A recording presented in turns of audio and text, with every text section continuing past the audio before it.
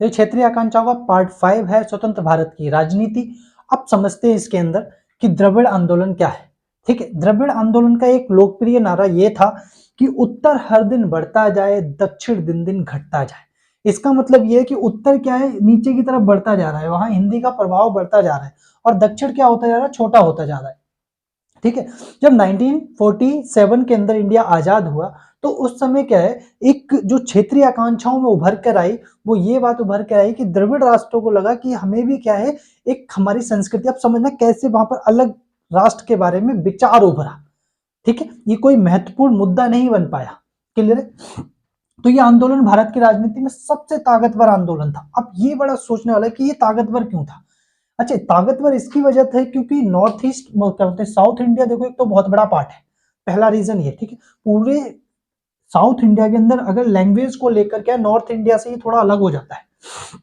South India north India से थोड़ा language के मामले में अलग हो जाता है, तो ऐसे में साउथ इंडिया का पूरा सपोर्ट मिल सकता था, इसीलिए पहला रीजन तो ये। और दूसरा नंबर, इस आंदोलन ने क्या है, हथियार नहीं उठाए।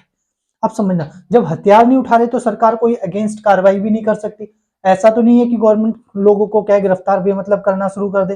भाई हम हथियार नहीं उठा रहे, हम किसी से लड़ नहीं रहे, हम तो अपनी बात कह रहे हैं। और संविधान का आर्टिकल 20 क्या नाम, आर्टिकल 19 ठीक है, विचार अभिव्यक्ति की आजादी देता है, तो उस दौरान आप ये भी नहीं कह सकते थे। वो तो सिर्फ अपनी भाषाओं को लेकर प्रमोट कर रहे थे। अब समझने वाली बात है, तो वहां पर एक तो क्षेत्रवाद की भावना, ठीक है, और दूसरा रीजन क्या है कि साउथ इंडिया जो है वो रिसोर्सेज के मामले में बहुत ही अच्छा है। साउथ इंडिया में तो सारे रिसोर्सेज है, नॉर्थ इंडिया में क्या है, नॉर्थ इंडिया में क्या है, ये देखो, ये पूरा अगर आप देखोगे तो इसके अंदर क्या है, मैदान है, और मैदान में क्या है, खेती अच्छी होती है। रिसोर्सेज कहां से निकालोगे, यहाँ पर क्या है, 150 मीटर की फीट पानी आ जाएगा नीचे, बस समझ नहीं, पर यहाँ पर क्या पठार है, अरे समझ, उनके अंदर क्या निकलते हैं, मेटल्स निकलते हैं, अरे समझ में नहीं आ रहा। तो बात समझने वाली बात है। ठीक है, और नेक्स्ट नंबर पे ये क्या है, साउथ इंडिया थोड़ा सा नॉर्थ इंडिया के मामले में हर चीज में बेटर है। आप डेवलपमेंट में देख लो, आप वहां की क्या है, प्रजनन दर देख लो, सेक्स रेशियो देख लो, किसी भी चीज में देखोगे तो ये अच्छा स्टेट है। ठीक है, तो इसीलिए क्या है, भारतीय राजनीति में ये क्षेत्रीयवादी भावना की सर्वप्रथम और सबसे प्रबल अभिव्यक्ति था। कौन से, एक रीजनल एस्पिरेशन।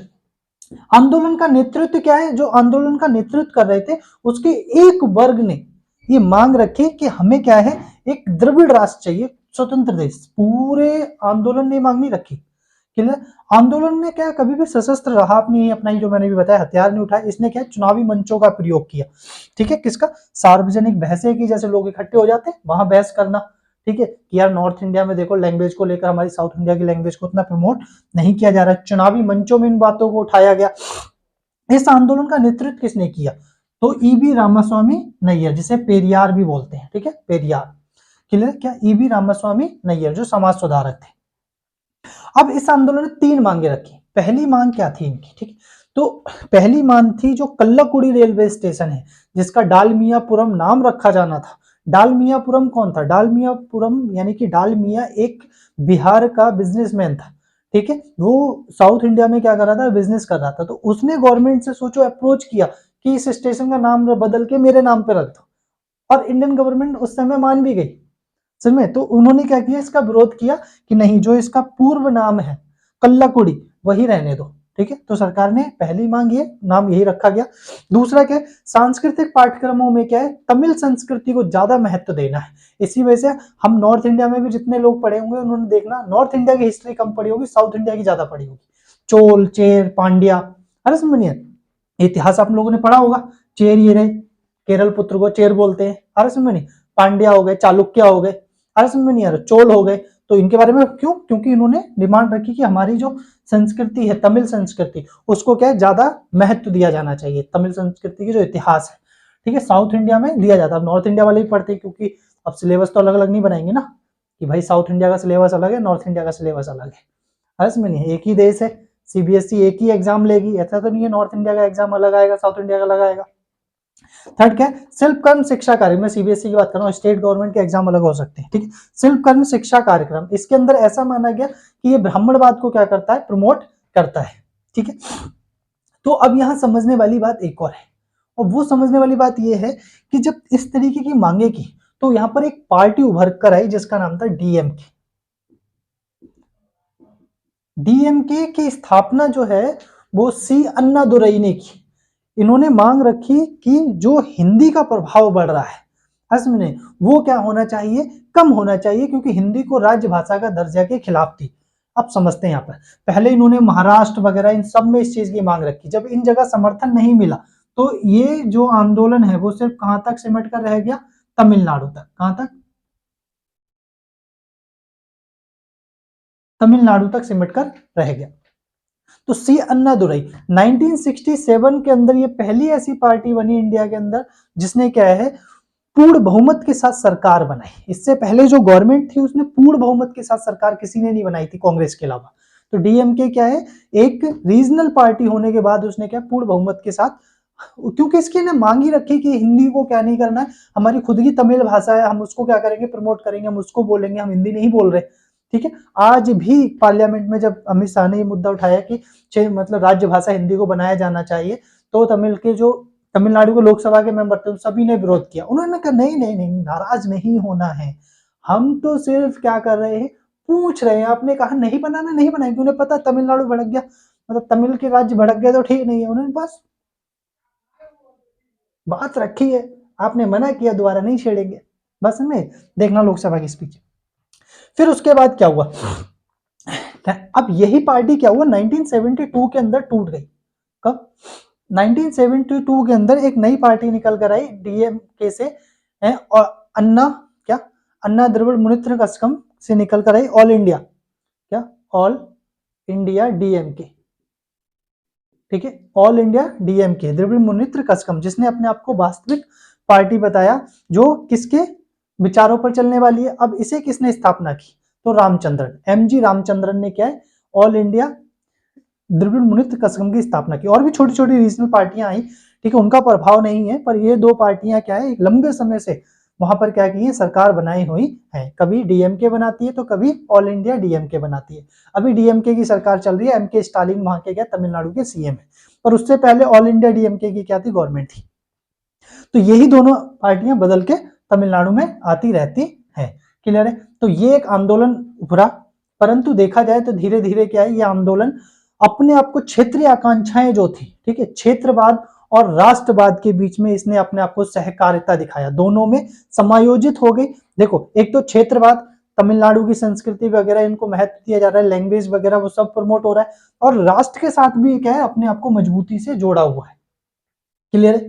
तो ये क्या है, तमिलनाडु यानी कि द्रविड़ आंदोलन का मुद्दा रहा। ठीक है, जब क्षेत्रीय आकांक्षाएं उभरी तो उन सभी को निपटने के दौरान हमें सबक क्या मिली, जो मोस्ट इंपोर्टेंट क्वेश्चन है, सबक जान लेना बहुत जरूरी है कि क्षेत्रीय आकांक्षाओं से हमें सबक क्या मिले। पहला सबक जो हमें मिला वो ये कि क्षेत्रीय आकांक्षाएं या क्षेत्रीय आकांक्षा लोकतांत्रिक राजनीति का अभिन्न अंग है। इसका मतलब समझ, क्षेत्रीय आकांक्षाएं उभरेंगी ही उभरेंगी, क्योंकि जब हजारों तरीके के लोग रहेंगे, जहां पर हजारों भाषाएं बोली जाती होंगी, तो कहीं ना कहीं उनको क्या है, क्षेत्रीय आकांक्षाएं उभरना जायज भी है। और भारत को क्या है, क्षेत्रीय आकांक्षाओं से निपटने के लिए हमेशा तैयार रहना चाहिए। इंडिया तो सोचो विश्व का 7वां सबसे बड़ा देश है। आप अंदाजा इस बात से लगा लो, ब्रिटेन जैसे छोटे देश में भी क्षेत्रीय आकांक्षाएं उभरी, जैसे कि वेल्स हो गया, वहां पर उत्तरी आयरलैंड हो गया, स्कॉटलैंड हो गया। ब्रिटेन के 3 वहां पर क्षेत्रीय अलग अलग क्षेत्र है, वेल्स हो गया, उत्तरी आयरलैंड हो गया, और यहाँ पर क्या है, स्कॉटलैंड हो गया। क्लियर हो गया? अब समझते हैं, इसी तरीके से मान के चलो स्पेन का एग्जांपल। स्पेन में क्या है, बास्क जो क्षेत्र है, स्पेन ने उसे स्वायत्ता दी है अर्थ में कि वो अपने मैटर खुद क्या है निपटेगा। समझ में नहीं? इसी तरीके से श्रीलंका ले लो, श्रीलंका में तमिल लोगों ने क्या है, क्षेत्रीय आकांक्षाओं का मुद्दा उठाया और एक अलग देश की मांग की। क्यों? क्योंकि उनकी भाषा को क्या किया जाता है, नकारा जा रहा था। ठीक है, अगर वही तमिल भाषा को भी उतना महत्व दिया जा रहा होता तो शायद उतना बड़ा इशू नहीं होता। जो उन्होंने सिंगली भाषा को महत्व देकर तमिल भाषा को दबा दिया, जिसकी वजह से वो गृह युद्ध की चपेट में आ गया। तो भारत को क्या है, क्षेत्रीय आकांक्षाओं से निपटने के लिए तैयार रहना चाहिए। दूसरा सबक क्या है, क्षेत्रीय आकांक्षाओं को दबाने की जगह लोकतांत्रिक तरीके से उनसे बातचीत करनी चाहिए। समझ में नहीं? एक तो निपटने के लिए तैयार हो, और निपटेंगे कैसे, लोकतांत्रिक तरीके से। आपको क्या चाहिए, आपको एक स्वायत्त राज्य चाहिए। अरे समझ नहीं है, यानी कि एक देखो, छोटे छोटे भारत ने राज्य बनाए, ठीक है, राज्य के बाद भी अगर देखा कि और छोटे राज्य बन रहे हैं तो उन्होंने क्या स्वायत्त प्रदेश बना के दिए, जिले बनाकर दिए। और इसमें नहीं है लोकतांत्रिक यानी कि संविधान के दायरे में रहकर आपको क्या क्षेत्रीय आकांक्षाओं से निपटने की तैयारी रखनी चाहिए। ठीक है, क्षेत्रीय आकांक्षाओं को दबाने की जगह उनके साथ हमें क्या करनी चाहिए, बातचीत का रास्ता अच्छा रहेगा, क्योंकि दबाने की कोशिश करेंगे तो जैसे इंडिया में देख लो, नागालैंड में अभी तक विवाद चल रहा है, मिजोरम 20 वर्षों तक चपेट में रहा, जम्मू कश्मीर हो गया, अरसमनिया, तो वहां पर क्या लोकतांत्रिक तरीके से बातचीत निपटनी चाहिए। देखो जम्मू कश्मीर को लोकतांत्रिक तरीके से क्या निपटा लिया, संविधान के दायरे में 370 खत्म कर दी, अरसमनिया अन्य राज्यों की तरह दर्जा दे दिया जम्मू कश्मीर को। अब वहां पर भी क्या है, उतना ज्यादा अलगाववाद, उग्रवाद, आतंकवाद नहीं रहा। ठीक है, अभी भी घटनाएं हो रही हैं, ठीक है, पर धीरे धीरे कम होती जा रही हैं। नेक्स्ट थर्ड क्या है, सत्ता की साझेदारी। ये समझना पड़ेगा कि यदि कोई एक सरकार या एक पार्टी अगर वहां पर अपना पूरा नेतृत्व बिखारने की कोशिश करेगी तो बाकी लोगों को लगेगा कि ये क्या है, अपना शासन चला रहे हैं, इसी वजह से वो क्या ग्रोथ करेंगे। जैसे दिल्ली एक मान लो यहाँ दिल्ली है, और दिल्ली अगर पूरे ही देश पर शासन करे और राज्य नहीं होते तो सोचो यहाँ के राज्यों को लगता है कि ये जो लोग हैं वही अपना ही शासन चला रहे हैं, अर्ज में नहीं है, जबकि हम लोगों को क्या जबरदस्ती दबाया जा रहा है। इसलिए हमने राज्यों में बांट दिया, राज्य अपना शासन खुद करें। राज्यों से हमने क्या है, ग्राम पंचायतें दे दी, हर गांव अपना शासन खुद करे, खुद चलाए, अर्ज में नहीं आ रहा। नेक्स्ट नंबर पे हमने स्वायत्त जिले दिए।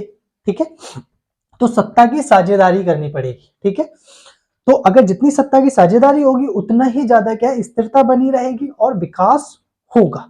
थर्ड नंबर पे क्या है, आर्थिक विकास पर ध्यान देना है। अगर आर्थिक विकास नहीं हुआ किसी क्षेत्र का, किसी तबके का तो या किसी धर्म का, तो उसे लगेगा कि हमारे साथ क्या है भेदभाव हो रहा है। ठीक है, तब क्या है क्षेत्रीय आकांक्षाएं उभरेंगी। जैसे मान के चल लो यहाँ नॉर्थ ईस्ट के अंदर राज्य जो गरीब रह गए, ठीक है, उन्हें लगा कि हमारे साथ भेदभाव हो रहा है, जबकि बाकी इंडिया तेजी से ग्रो कर रहा है। तो आर्थिक विकास के विभिन्न इलाकों के बीच असमानता हुई तो भी पिछड़े क्षेत्रों को लगेगा कि उनके साथ भेदभाव हो रहा है, क्षेत्रीय असंतुलन उत्पन्न होकर आएगा। अमीर राज्य जो है उनकी स्थिति अच्छी होगी और गरीब राज्यों की स्थिति बेकार होगी। तो गरीब राज्यों को ये लगेगा कि सरकार हम पर कम ध्यान दे रही है। तो ये क्षेत्रीय आकांक्षाओं से सबक मिले हैं। नेक्स्ट नंबर पे हमें संविधान निर्माताओं की यहाँ पर सोच का पता चलता है कि उन्होंने कितनी दूरदृष्टता रखी कि आने वाले समय में इंडिया के सामने ये समस्याएं उत्पन्न हो सकती हैं, इसीलिए उन्होंने पहले से ही संविधान में वो प्रावधान किए थे। जैसे कि अनुसूची 6 के अंदर, अनुसूची 6 आर्टिकल 371 371 के अंदर जो जनजातियां हैं वो अपने रीति रिवाज और परंपराओं के अनुसार क्या कर सकती हैं, अपना जीवन यापन कर सकती हैं। ठीक है, वो अधिकार संविधान देता है। ऐसा नहीं है कि हमने कह दिया कि हम क्या करेंगे, सेकुलर रहेंगे तो बाकी लोगों से भी क्या है उनका धर्म छुड़ाने की बोले। एक एग्जांपल दे रहा हूं, तो नहीं, तुम अगर धर्म मानते हो, जो संस्कृति मानते हो, जो भाषा बोलते हो बोलो, ऐसा नहीं है हम हिंदी दबाव डालेंगे, नहीं आपको हिंदी जाननी चाहिए। यही तो वजह है कि इंडिया में क्या है, हिंदी की जगह और लैंग्वेज में भी एग्जाम लिए जाते हैं। आप कौन सी भाषा बोलते हो, गुजराती बोलते हो गुजराती में एग्जाम दो, तमिल बोलते हो तमिल में एग्जाम दो। नेक्स्ट नंबर पे आपका नाम है इसका गुजराती, मराठी, तमिल, अरस में नहीं है, उड़ीसा हो गई, तेलुगु हो गई, है ना। नेक्स्ट नंबर पे तेलुगु हो गई, तमिल हो गई। नेक्स्ट नंबर पे केरला, केरल में कौन सी, वो कर्नाटक, कर्नाटक में कौन सी बोली जाती है, कन्नड़, कन्नड़ भाषा हो गई। ठीक है,